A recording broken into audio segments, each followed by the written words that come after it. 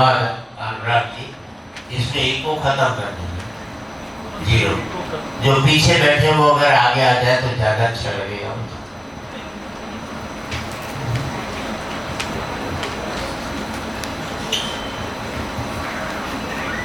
वो ये सोच रहे हो शायद पोएट्री वायरल है जो दूर दूर तक हो।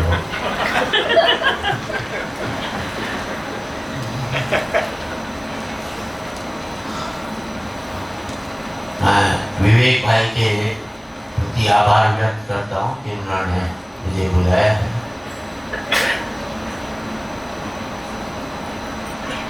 कहाँ से शुरू करूँ ये नहीं जानता हूँ। पिछले दिनों दिल्ली में चुनाव हुए, मुझे भी किसी ने कहा तुम भी चुनाव लड़ लो। मैंने कहा मैं नहीं लड़ते। बोले क्यों नहीं लड़ते? मैंने कहा यार जब देश की जनता को हमने प्यार से जीत लिया हो तो हमें लड़कर जीत लेना। हम कलाकार लोग तो प्यार से जीतते हैं, हमें कभी लड़ने की जरूरत नहीं पड़ती। इस देश में सत्ता बदलती है, व्यवस्था नहीं बदलती। चेहरे बदलते हैं, चरित्र नहीं बदलता। मुखौटे बदलते हैं, मन नहीं बदलता।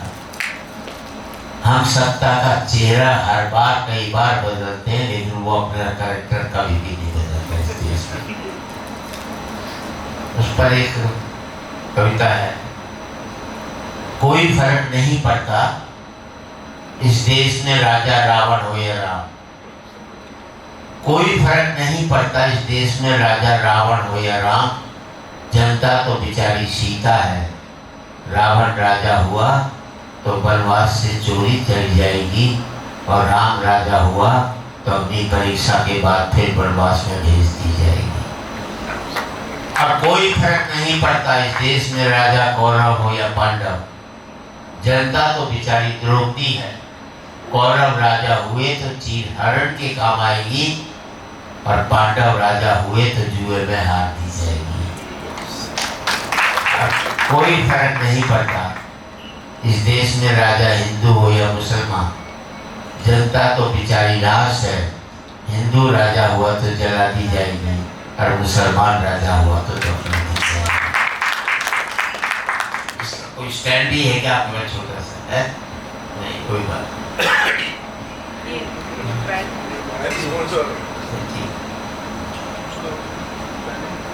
बहुत कुछ कहने को होता है। आप रिकॉर्डिंग रहने दो, आज रिकॉर्ड करके कल अपनी लुगाई को हंसाओगे। मेरे भरोसे क्या किया था क्या? हिम्मत है तो अपने भरोसे अपनी लुगाई को हंसाओ, मेरे भरोसे का। और आज रिकॉर्ड करके कल देखकर हंसोगे, इससे बड़ी मूर्खता नहीं हो सकती। जिंदगी में आज बेहतर जीना सीख जाओगे तो कल अपना आप ही बेहतर होता चला जाएगा। वैसे ही बता दूं, मेरी बात पर जो ढंग से ताली नहीं बजाता वो अगले जन्म में घर घर जाकर ताली बजाता।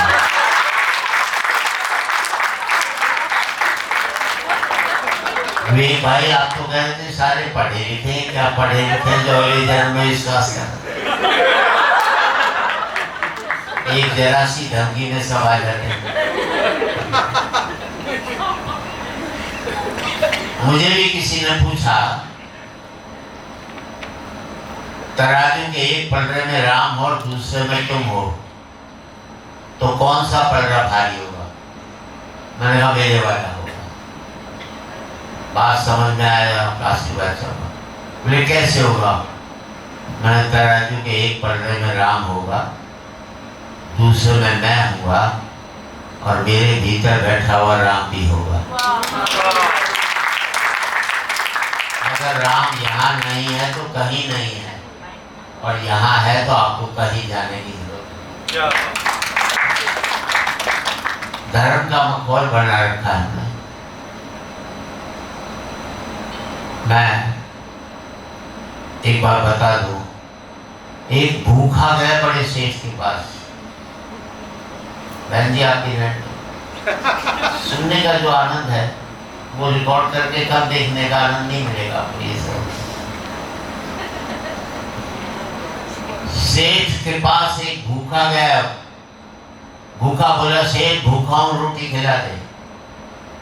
सेठ ने कहा मैं तो राम का भगत हूं, धार्मिक काम करता हूं, 15 मिनट राम का नाम ले दे तुझे रोटी खिला दूंगा। भूखे ने कहा मैंने आज तक नहीं लिया तो अब क्यों लूंगा। सेठ बोला रहने दे।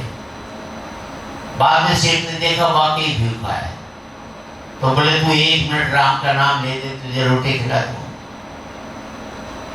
भूखे ने कहा ना सेठ मैंने आज तक नहीं लिया क्यों लूंगा। आखिर में सेठ कहता है देख मेरे सिद्धांत हैं, एक बार राम का नाम ले दे तुझे रोटी खिला दूंगा। भूखे ने मना कर दिया, मर गया। रात को भगवान राम दिखे सेठ को, बोले सेठ आज तो बड़ा पाप किया रे, एक को मार दिया था। सेठ बोला पापी तो वो था, आपका नाम तक नहीं लेता था, ऐसे का तो मरना ही ठीक है। तो भगवान राम ने कहा नहीं सेठ तेने पाप किया, भादोगी आप मुझे क्या मैंने पाप किया। तो भगवान राम ने कहा सेठ एक को बता जो भूखा मरा उसकी उम्र क्या थी। सेठ ने कहा होगी कोई 60 साल। तो भगवान राम का जवाब सुना सा। भगवान राम ने कहा सेठ जानता तो मैं भी था, वो मेरा नाम नहीं लेता। मैं 60 साल तक उसे खाना खिलाता रहा, तो एक टाइम का भी खाना उस व्यक्ति को। हमारी धार्मिकता क्या है। मैं भी जहां भी जाता हूँ हर एक कार्यक्रम में कहता हूँ, मैं हर एक से कहता हूँ मैंने कहा मत दो मंदिरों में करोड़ों रुपया, उसे काम खोलकर 100 लोगों को नौकरी दे देना, समझना 100 मंदिरों का निर्माण हो गया। क्योंकि मंदिर में हम अपनी बनाई मूर्ति की पूजा करते हैं और कारखाना खोलकर ईश्वर की बनाई मूर्तियों की सेवा करते हैं। मैं समझता हूँ इससे बेहतर काम कुछ नहीं होता। आज मंदिर में जाओ तो दुकान लगता है, मुझे वो इंडस्ट्री मंदिर लगती है जहाँ पर 1000 मजदूर काम करते हैं जिनका पेट भरता है। और टिप्स देना चाहता हूँ, एक तो सबसे बड़ा अपराध इन दिनों ये हुआ कि आप लोग जिम जाने लगे, एक्सरसाइज करते हो। कभी मत करना, उम्र कम हो जाएगी। यही करने की बात नहीं, ढंग से सोचने की बात है। कभी मत जाओ, ना दौड़ लगाओ, ना एक्सरसाइज करो, ना जिम जाओ। क्योंकि घोड़ा दौड़ता है 20 साल जिंदा रहता है, अजगर पड़ा रहता है 1000 साल जिंदा रहता है। और धार्मिक भावनाओं की हो तो आप सब भगवान को मानते हैं कि नहीं मानते? और ये भी मानते होंगे कि भगवान ने जितनी सांसें दी हैं उतनी लोगों से एक ज़्यादा सांस नहीं ले सकते। मानते हो कि नहीं? मानते तो फिर ये भी मान लो जब आप दौड़ोगे तो जल्दी जल्दी सांस लोगे, घर में चुपचाप पड़े रहोगे, धीरे धीरे सांस लोगे, धीरे धीरे ज़्यादा उम्र तक जिंदा रहोगे। अब वही लोग ताली बजा रहे जो मॉर्निंग वॉक पर नहीं जाते, बस गया बड़ा एक वाक्य कहा गया, हाथ से मेडिसिन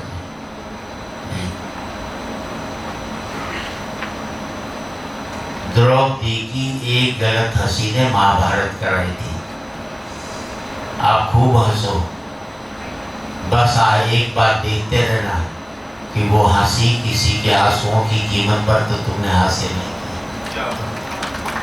खूब तरक्की कर लेना, बस एक बार देखते रहना कि तुम्हारे पाँव ने जमीन तो नहीं छोड़ी है। पाँव से जुड़े रहकर 2-4 ताली बजा रहने दो, कोई आपके भरोसे नहीं टिका।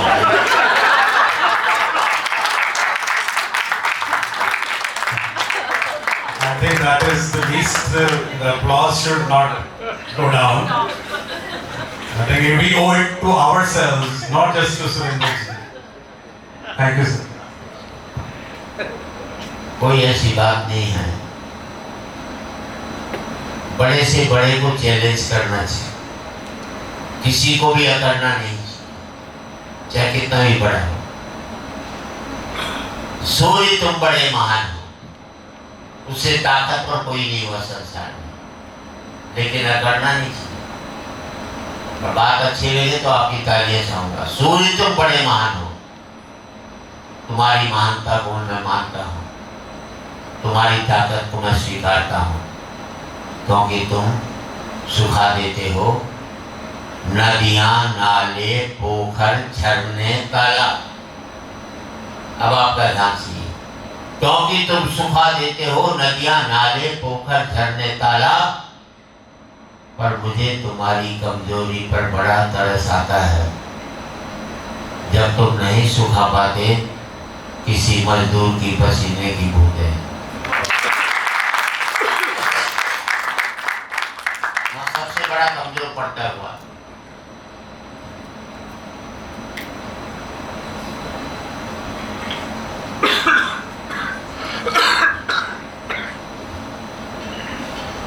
देखो, मैं हरियाणा का हूँ। हरियाणा में किसी से पूछ लो भाई कितना पढ़ा लिखा है, एक ही बात कहेगा जी पढ़े लिखो में गलती निकाल देते हैं, इतनी नॉलेज आती है।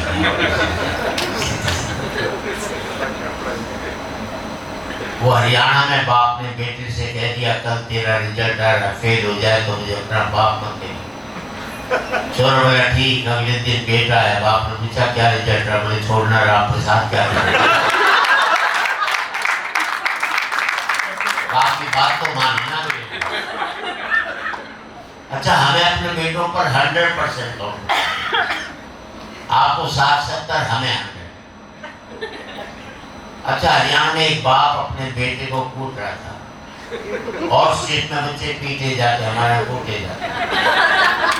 किसी ने बाप से पूछ लिया बेटे को क्यों कूट रहे हैं, बोले यार क्या करूं, कल इसका रिजल्ट आने वाला है और आज मुझे बाहर जाना है। ये है कॉन्फिडेंस।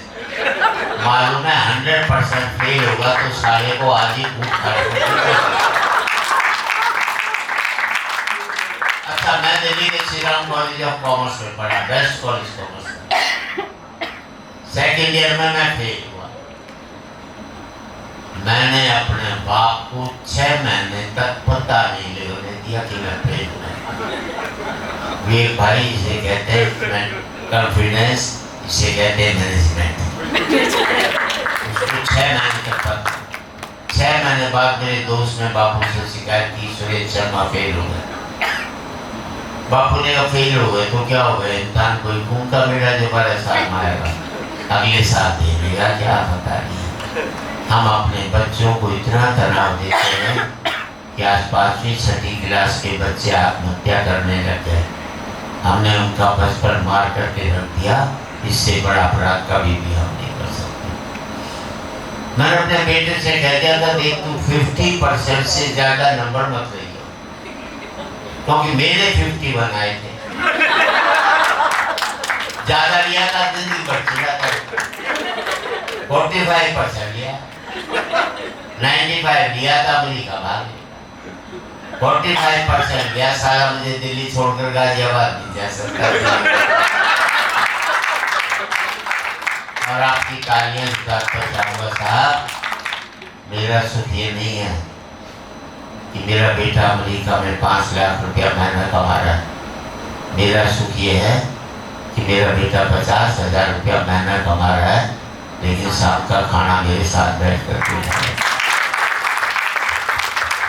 पैसा एक सुख था, हमने उसको एकमात्र सुख बना करके अपनी जिंदगी में कितनी कड़वाहट बोली है शायद हम नहीं जानते। एक बड़ा कड़वा सत्य साहब, मुझे मेरी 2 कारें सुख नहीं देती,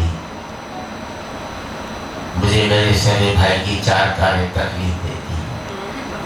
हम दूसरे के सुख से दुखी होने लगे, इसलिए हमारी जिंदगी में बर्बादियां आई हैं, तनाव आए हैं। पहले हम दूसरे के सुख से सुखी रहते थे, आज हम दूसरे के सुख से दुखी रहने लगे, तब जाकर के दिक्कत पैदा हमारे वीर रस की कवि आते हैं। 50,000 रुपया बेचारा लेगा, पाकिस्तान को खत्म कर देगा किसी भी तरह से, जो भारतीय सेना कभी नहीं कर पाई, 5 मिनट में खत्म कर करा करके ठीक आ गया। और मैं उनसे एक ही बात पूछता हूँ, यार मुझे एक बार बताओ, पड़ोसन के बांध होने से तेरी पत्नी गर्भवती हो जाएगी क्या? अपनी ताकत बटोरो पहले, दूसरे को नष्ट करने से कुछ नहीं। मैं किसी भी युद्ध के खिलाफ ही रहता हूँ, कभी कभी भी युद्ध के समर्थन की कविता नहीं लिखता, अगर वास्तव भारत में 90% युद्ध के समर्थन। सर, घर के युद्ध की बात भी आप कहीं बीच में छेड़ सकते हैं। वो आप अपने घर के युद्ध की बता दो तो मैं मेरे से क्यों उगलवा रहे हो? आप अपने घर के युद्ध के बारे में बताओ। सर, गुस्ताखी माफ, आप बेंचमार्क हो घर के युद्ध के बारे में। मैं एक बात बताऊं, जिस लुगाई में मेरा इंटरेस्ट था था मगर उसमें तुम क्यों इंटरेस्ट ले रहे हो?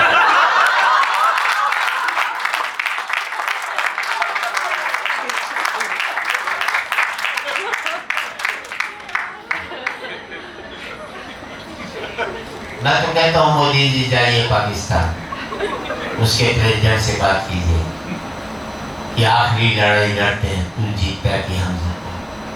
रोज तुच्छी लड़ाई लड़ने से कोई फायदा नहीं।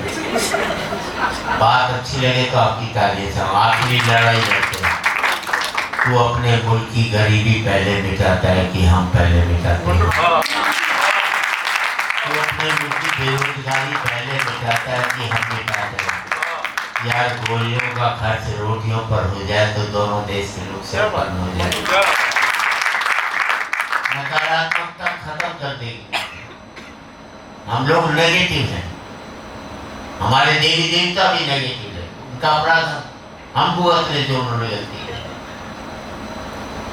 अब 2 अफ्रीकन नर एक हरियाणा वाले तपस्या कर रहे, भगवान प्रसन्न हो गए, तीनों से कहा एक बार मांगो। तो अफ्रीकन ने कहा मुझे गोरा कर, दूसरे गोरा कर। दूसरे अफ्रीकन ने देखा बड़ा सुंदर, बोले मुझे भी गोरा कर, दूसरे भी कर। अब हरियाणा वाले से भगवान ने कहा तुम भी एक बार मांगो, मुझे कुछ नहीं चाहिए, सालों को फिर से खाना कर। हम नहीं तरक्की करना चाहते, दूसरा सत्यानाश हो जाए, हमारे देवी देवता भी यही काम करते। सत्यवादी हरिश्चंद्र सत्य बोलता, देवी देवता उसके पीछे पड़ गए, बोल नहीं बोला तो उसे शमशान घाट तक पहुंचा दिया। मैं पूछता हूँ देवताओं, तुम्हें क्या टेंशन थी? एक आदमी सत्य बोल रहा था, तुम किसी झूठ बोलने वाले को सताते तो सत्य बोलने लग जाता। तुम लोग नेगेटिव हो गए, इसलिए हम लोग भी नेगेटिव हो गए। एक कथा आती है, शेर देखता हूँ मैं धार्मिक, देखने पड़ जाते कभी आ जाए सामने से। पत्नी अपने पति की याद में जा रही थी, ऋषि मुनि तपस्या कर रहे थे। पत्नी ने ऋषि मुनि को प्रणाम नहीं किया, पति की याद में आगे चली। ऋषि मुनि ने उसे श्राप दे दिया, जा तू अपने पति को भूल जा तेरा ये हो जाए। मैं पूछता हूँ ऋषि मुनि से, भाई तू तपस्या कर रहा था कि लुगाई को देख रहा था? तुझे क्या टेंशन हो रही थी? अपने पति की याद में जा रही थी। ऋषि मुनि तपस्या करते थे तो इंद्र अपनी अप्सरा भेज देता था, जाओ उसकी तपस्या तोड़ लो।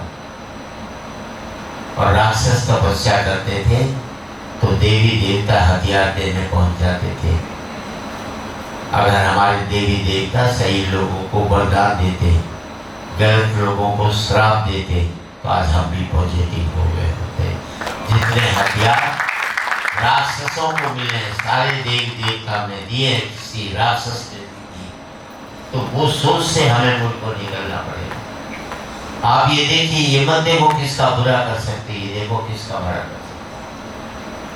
हमारे तो कथा है, आपको मालूम होगी, कि सुबह किसी काम पर निकलो और सामने से अर्थी निकल जाए तो कहते हैं बड़ा अच्छा शगुन। शगुन और शगुन की परिभाषा दी गई। और मैं पूछता हूँ, जिस दिन हमारी किसी की मौत हमारा शगुन बन जाएगी, वो मुल्क कभी भी तरक्की नहीं कर सकता। जिस दिन किसी का आंसू हमारा आंसू बनेगा, जिस दिन किसी की हंसी हमारी हंसी बनेगी, उस दिन आप देखेंगे एक सुनहरा भारत हमारे हाथों में।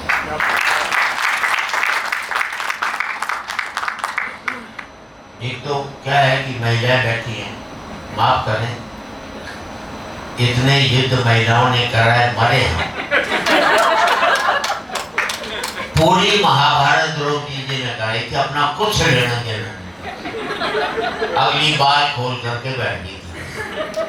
उसके बाल बनवाने के चक्कर में इतनी लाशें बन गई, इतना कुछ नहीं। सही कह रहा हूँ। अब आपकी तारीफ इस बात पर क्या, हमें मरने का कोई दुख नहीं था साहब। बाद में द्रौपदी जी ने हमें सॉरी तक नहीं बोला। कम से कम इतनी कष्टी तो बचे भी, आई एम सॉरी, मैंने मरवा दिया। फिर मरने चले जाते, अपने तो है नहीं, वही कहते चले जाते वैसे में थोड़ी।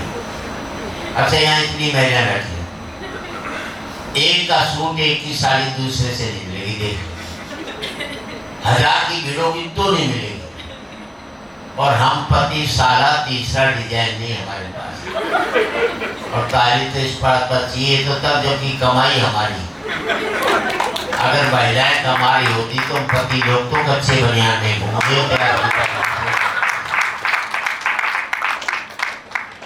अच्छा, पति बेचारे को तो सपने में भी गुस्सा रहना पड़ता है। वो एक पति बेचारा कह लो, ये प्रायवाची शब्द है।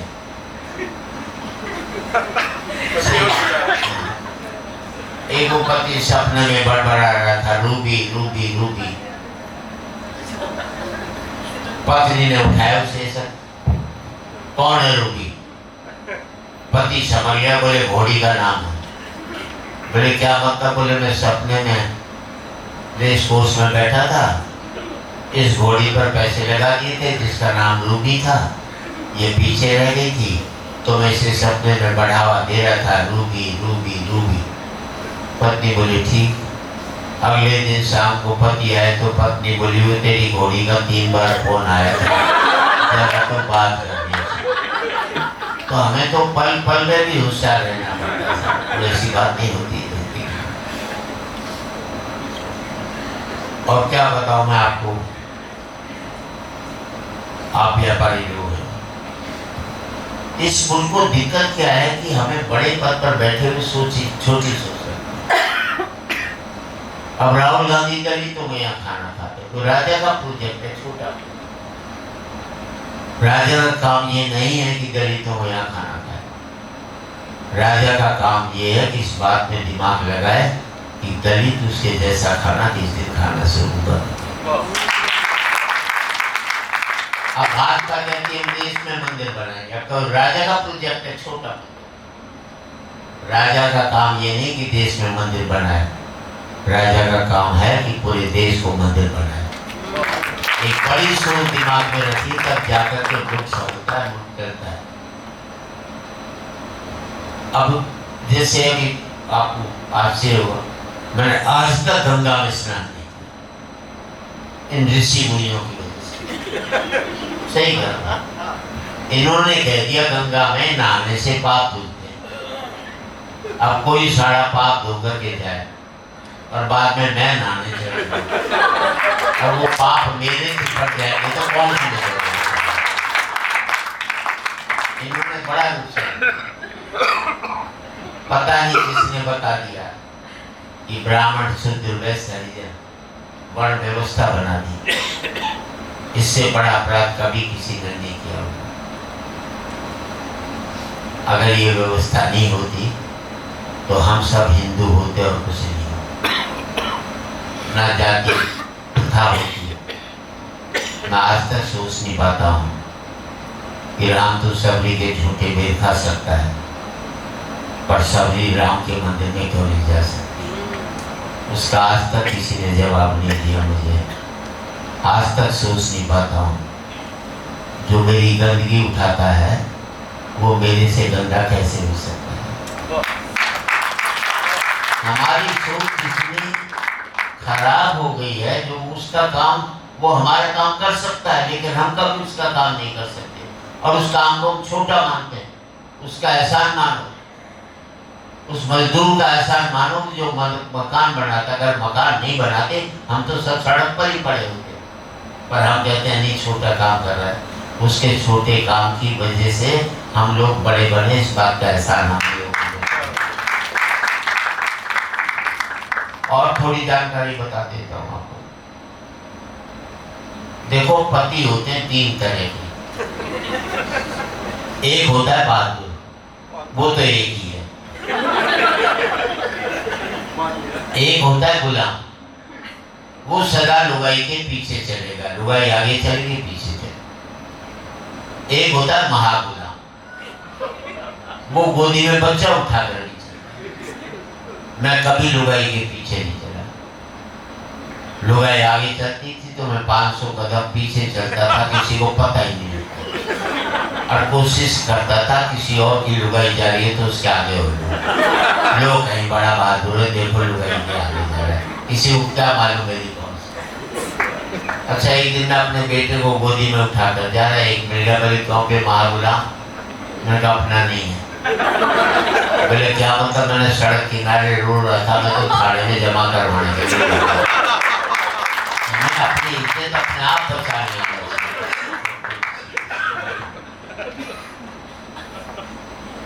चार पंक्तियां मेरी बहुत पुरानी। इनकम टैक्स वालों की चिट्ठी आई, इस साल थे कवि सम्मेलन में जितनों भी कमायो bank of bureau way tax माने भिजवा दो। मैं जवाब लिखो, इस साल कवि सम्मेलन में 1000 जूता पड़ा, को कितना % भिजवा। पर इनकम टैक्स वालों का जवाब आ गया था कि हमारे तो 12 लाख तक छूट है, अभी 1000 पड़े, बाकी और भी खा सकते।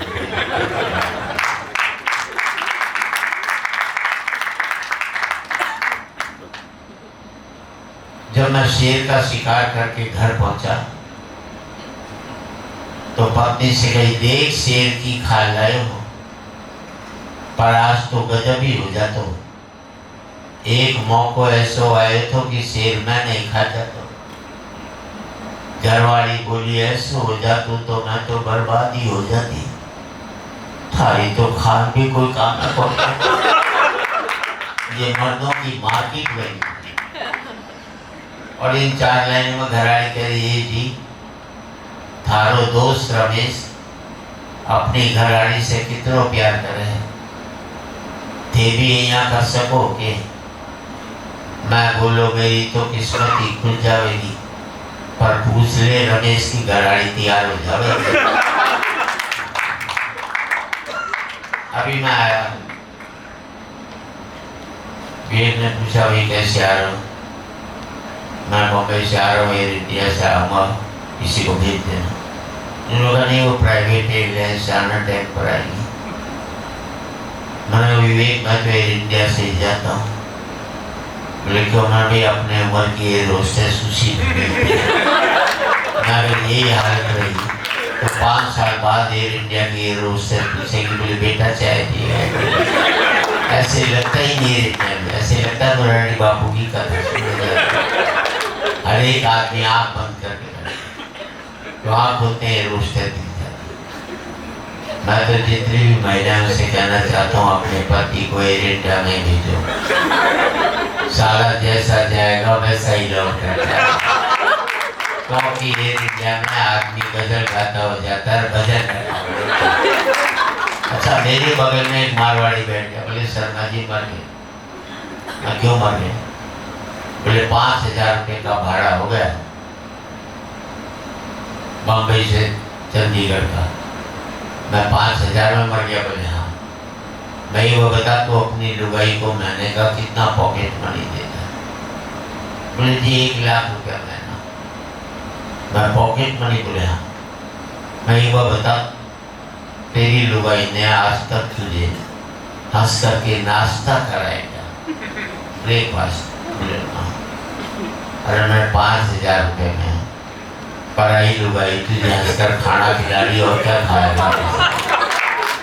अगले के 1 मिनट में समझ आ गई, बोले बहुत कम बात हो गया। इस देश में तो पति को समझाने वाला होना चाहिए, समझेगा कैसे? याद है वो बूढ़ा मेरे पास आया, शर्मा जी बुढ़ापे में ब्याह करना चाहता हूँ और किसी विधवा से करना चाहता हूँ। मेरा ब्याह तो कर ले, विधवा तो बाद में भी हो जाएगी, उसके लिए अभी से सोचने की क्या जरूरत है। साहब इस मुल्क में दो ही आदमी इंटेलिजेंट, एक तो मोदी जी, दूसरा जो बोल रहा है। उन्होंने ऐसी बात कह दी कि आप उसको कटघरे में खड़ा करने का। मैंने भी ब्याह वाले दिन 50 साल पहले अपनी पत्नी से कह दिया था ऐसी बात, वो भी मुझे कटघरे में खड़ा नहीं कर सकती। बात समझ जाओ तो ताली दे जाते हैं ना। मोदी जी ने कह दिया अच्छे दिन आने वाले हैं, ना तारीख बताई ना सन बताया, बेगारों को मैंने भी अपनी जुआई से 50 साल पहले कहा था तुझे प्यार करूंगा, रोज पूछती है कब करेगा। मोदी जी बुलंदियों पर हमने पहुंचा दिया है, टिके रहना तुम्हारा काम है, हमारा काम नहीं साहब। आपकी तारीफ बात बताऊंगा साहब, मोदी जी इस मुल्क को बुलेट ट्रेन की जरूरत नहीं है। जरूरत इस बात की है कि एक आदमी टिकट के पैसे लेकर 24 घंटे रेल में खड़े होकर यात्रा करता है, उसे बैठने की सीट हम किसके दिलवाएंगे। आर्थिक स्थिति मजबूत नहीं होती। इस देश में फलों की सिंचाई बंद कर दो, जड़ों की सिंचाई शुरू कर दो, तो आर्थिक स्थिति अपने आप मुल्क में मजबूत हो जाएगी। मुल्क की आर्थिक स्थिति तब मजबूत होती है जब शहर का आदमी गांव लौटे, ना कि गांव के आदमी को रोटी के लिए फंसाए।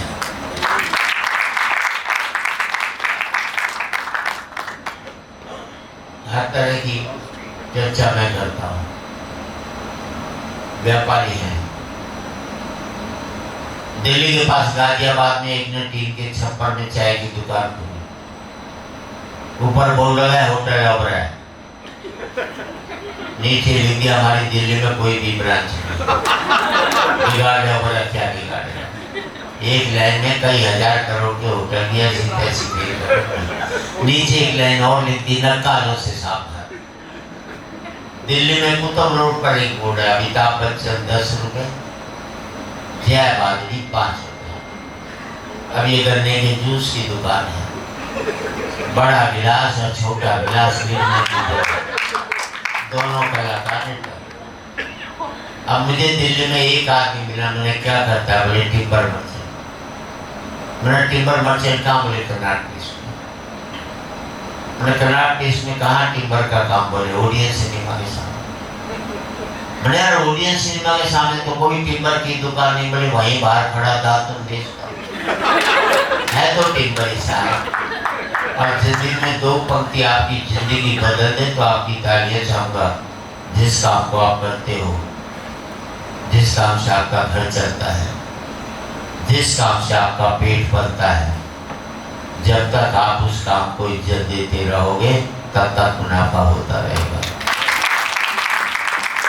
जिस दिन आप अपने काम पर बैठकर कहने लग जाओगे आजकल इस काम में कुछ नहीं रखा, उसी दिन से उसमें घाटा होना शुरू होता चला जाएगा। जिस नौकरी को आप करते हो, कम तनख्वाह की भी नौकरी कहोगे बढ़िया नौकरी कर रहा हूँ, तो कम तनख्वाह में भी जिंदगी भर आपको बरकत हो सकती है। लेकिन लाखों रुपए महीने की नौकरी को कोसते रहोगे तो कभी भी बरकत नहीं होगी। काम पर जब भी जाओ तो ऐसे जाओ जैसे मंदिर में जाते हो, क्योंकि मंदिर में भगवान से कुछ मांगने ही तो जाते हो, और आपका काम आपको वो सब देता है जो आप भगवान से।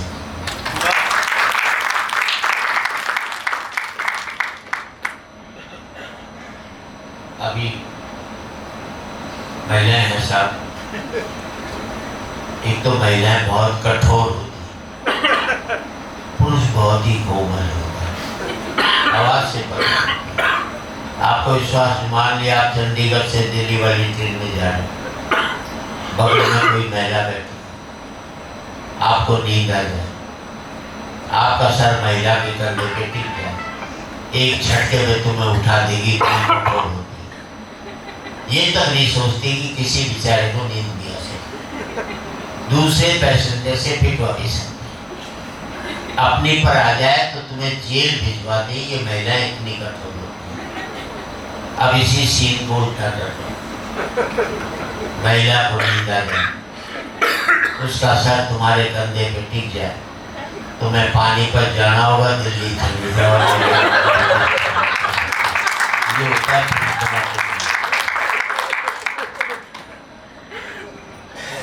काफी समय ले लिया, मैं एक कविता पढ़ देता हूँ। ये मैंने राधा और कृष्ण पढ़े करते, जो अलग सोच से लिखी है। कृष्ण के दो चरित्र हैं, जो प्रेम से जुड़ा वो कान्हा कहलाया, जो युद्ध से जुड़ा वो द्वारकाधीश कहलाया। व्यक्ति एक है, चरित्र दो है, दोनों भी। मेरा मानना है कि हम वैलेंटाइन डे उस दिन तो नहीं मनाते जिस दिन कृष्ण का जन्म हुआ था। हमें क्यों 14 फरवरी की जरूरत पड़ती है? मैं सोचा स्वर्ग में राधा कृष्ण आमने सामने टकरा जाए तो राधा कुछ सवाल तो करेगी, पर कृष्ण के पास कोई जवाब नहीं हो पाएगा। क्या सवाल होगा आपका ध्यान। स्वर्ग में विचरण करते हुए अचानक एक दूसरे के सामने आ गए। विचलित से कृष्ण और प्रसन्न चित्त सी राधा। शब्द पर गौर चाहूंगा, आपका आशीर्वाद चाहूंगा। कृष्ण इसलिए विचलित थे कि प्रेम से अलग होकर गए थे, राधा इसलिए प्रसन्न चित्त थी कि प्रेम में डूबी। जब आप प्रेम से अलग होते हैं तो फड़फड़ाते रहते हैं, प्रेम में जुड़ जाते हैं तो कभी आपको गुस्सा नहीं। विचलित से कृष्ण प्रसन्न चित्त सी राधा। राधा मुस्काई,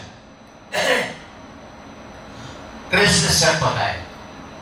इससे पहले कि कुछ कह पाते बोल उठी राधा, कैसे हो द्वारकाधीश? अब आपकी तालियां चाहूंगा।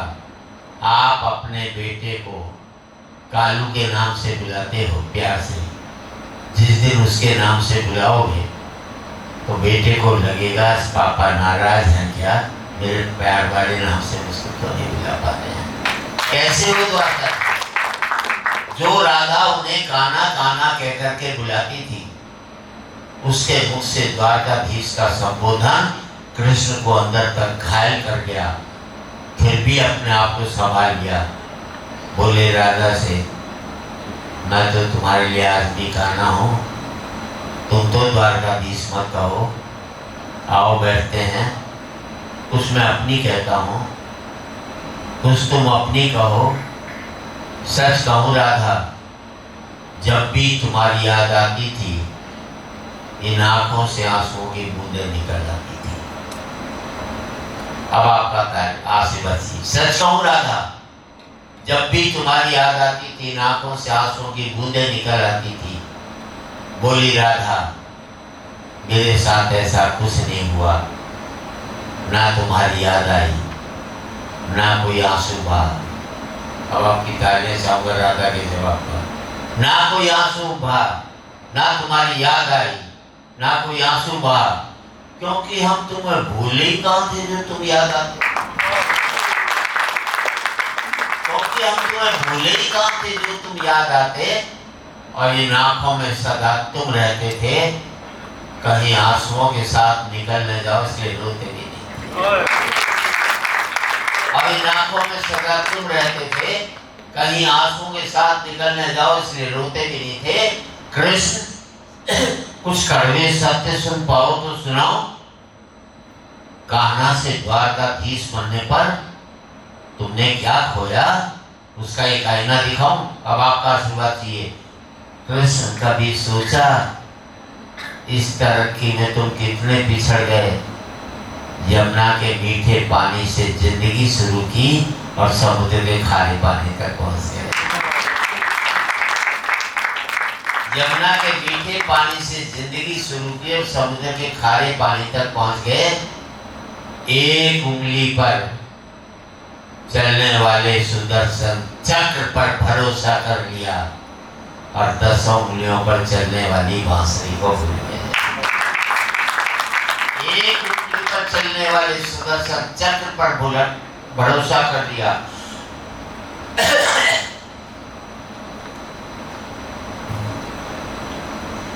और 10 उंगलियों पर चलने वाली बांसुरी को भूल गए।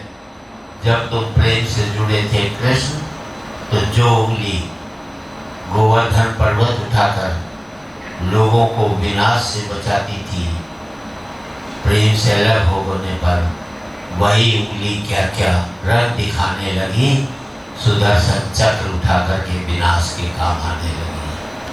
अंग वही होता है, जब प्रेम से जुड़ता है तो विकास करता है, वही अंग जब प्रेम से अलग होता है तो विनाश करता है। दो अच्छी पंक्तियां। कृष्ण, कान्हा और द्वारकाधीश में क्या फर्क होता है बताऊं? कान्हा होते तो तुम सुदामा के घर जाते, सुदामा तुम्हारे घर कभी भी नहीं आता। और जिस बात के लिए पूरी करते हैं, हजारों साल से भागवत आप सुन रहे हो, किसी ने इस बात का उल्लेख नहीं किया।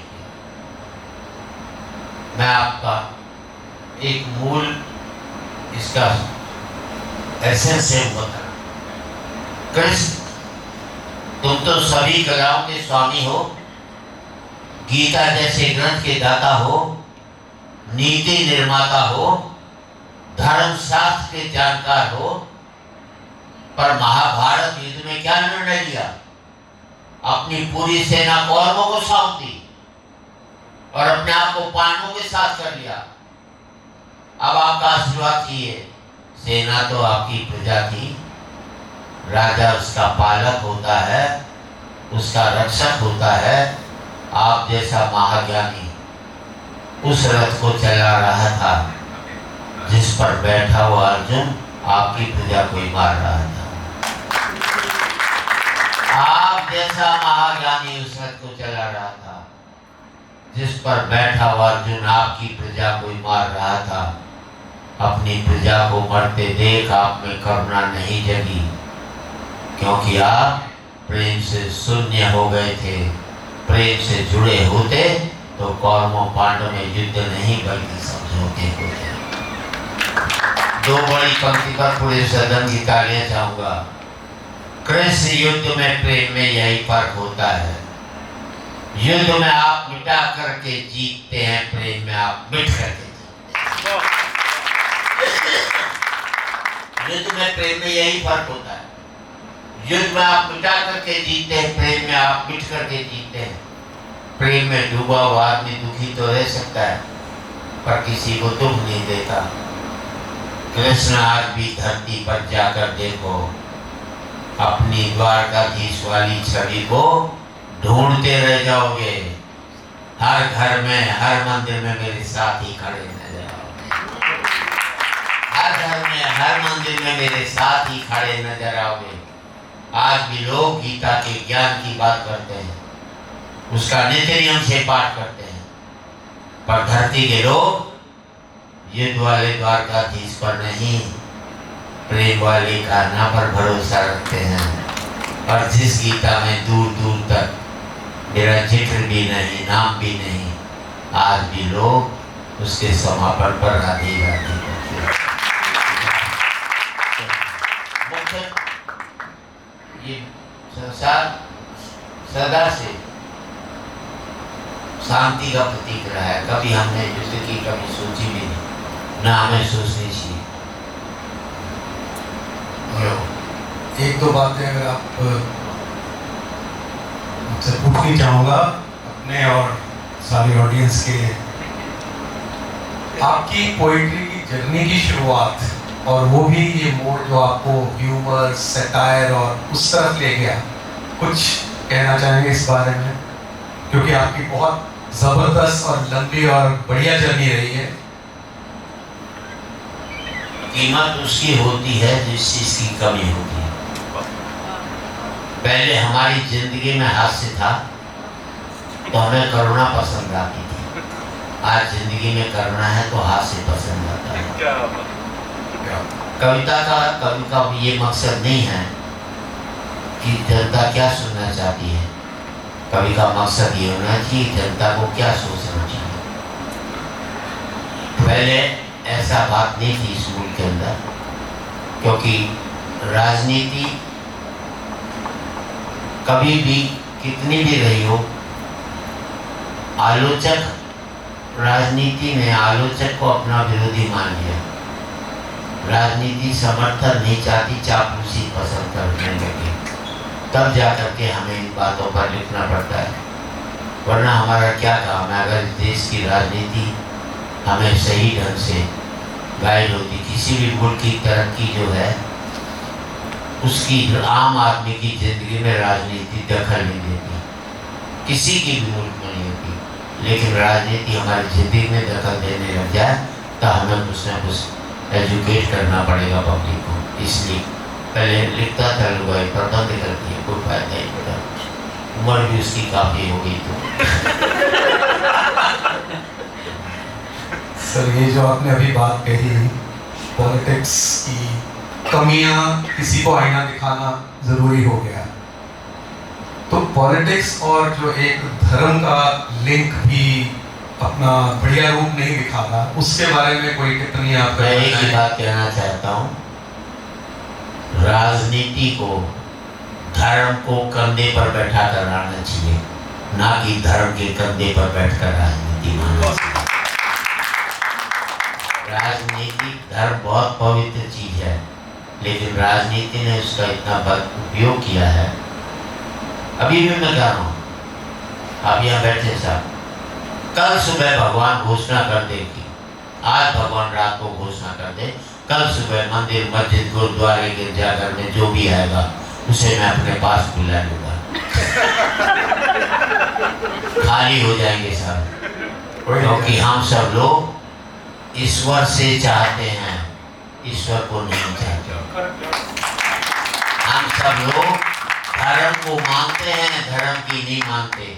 अगर हम धर्म की मानते तो आज पूरे विश्व के अंदर भाईचारा बढ़ रहा होता। हम धर्म को भुनाते हैं। पहले क्या हुआ, शुरुआत ये हुई, धर्म इसलिए बने कि हम मनुष्य बने हैं। किसी भी धर्म में ऐसा नहीं लिखा कि हम मनुष्य, हम धर्म के जरिए बढ़े, फिर हम धर्म को बढ़ाने लगे कि नहीं हम धर्म को बढ़ाएंगे, फिर हम धर्म को भुनाने लगे। आज हम सब लोग धर्म को भूल कर खाना चाहते हैं, इसलिए तकलीफ पैदा होती है। और सर, एक बात और, ये इंग्लिश में फ्रेज ज़्यादा यूज होती है, बट मतलब हिंदी किसी भाषा में, to achieve greater heights, to reach, कहीं ऊपर, तो ये हाइट तक पहुंचने का, आगे बढ़ने का के बारे में आप व्हाट इज योर हाइट?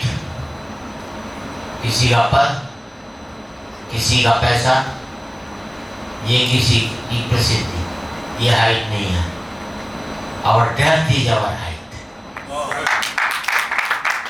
अगर हम में डेप्थ नहीं तो हमारी हाइट का कोई, क्योंकि ऊंचाई नहीं होती है पतंग की, ऊंचाई होती है पेड़ की, कि जितना बड़ा होता है उतना ही धरती में गड़ा होता है, जबकि पतंग की ऊंचाई टिकी रहती है डोर पे, जो कि होती है किसी और के हाथों में, जो जब चाहे उसे ऊंचा उठा दे, जब चाहे किसी से लड़ा दे, जब चाहे धरती पर गिरा दे। अब तुम ही सोच लो, तुम पतंग की ऊंचाई पाना चाहते हो या पेड़ की? क्योंकि पेड़ की ऊंचाई पाने के लिए धरती में गड़ना जरूरी है, और पतंग की ऊंचाई पाने के लिए किसी के हाथ में डोर देना आपकी मजबूरी है। मैं समापन करते हुए 4 पंक्ति पढ़ देता हूँ। राजनीति कुछ भी है, लेकिन हम क्या सोचें, क्या अधिक बार कहें, आखिरी बार कहें, क्या पता तुम न रहो, क्या पता हम न रहें। मंदिरों मस्जिद की या किसी इमारत की, माटी तो लगी उसमें भाई मेरे भारत की। मंदिरों मस्जिद की या किसी इमारत की, माटी तो लगी उसमें भाई मेरे भारत की। लहू था हिंदू का, अल्लाह शर्मिंदा रहा, मरा मुसलमान तो राम कब जिंदा रहा। बिखरे बिखरे हैं सभी, आओ मिलजुल कर रहे हैं, क्या पता तुम न रहो, क्या पता हम न रहो। बहुत बहुत धन्यवाद।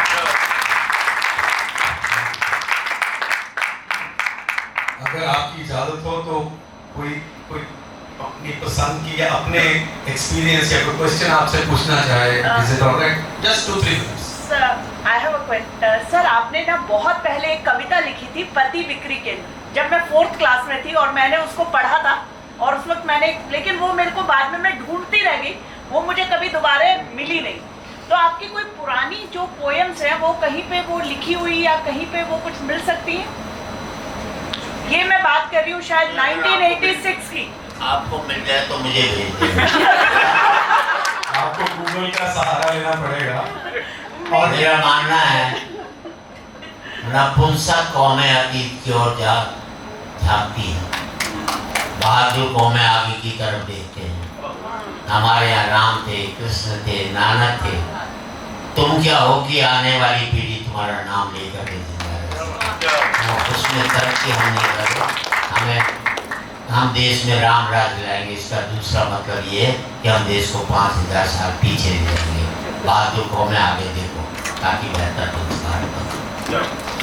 Thank you sir. I think we can leave the rest for the tea session. कोई पूछना या वो करना चाहे?